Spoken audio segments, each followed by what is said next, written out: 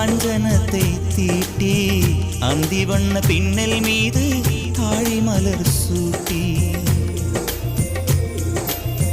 அல்லி விழியோரம் அஞ்சனத்தை தீட்டி அந்தி வண்ண பின்னல் மீது தாழிமலர் சூட்டி ஆதி முதல் அந்தம் ஆபரணம் பூட்டி அன்னமிவள் மேடை வந்தாள் மின்னல் முகம் காட்டி கெட்டி மேளம் கொட்டிட மணப்பெண்ணை தொட்டு தாலி கட்டினான் மாப்பிள்ளை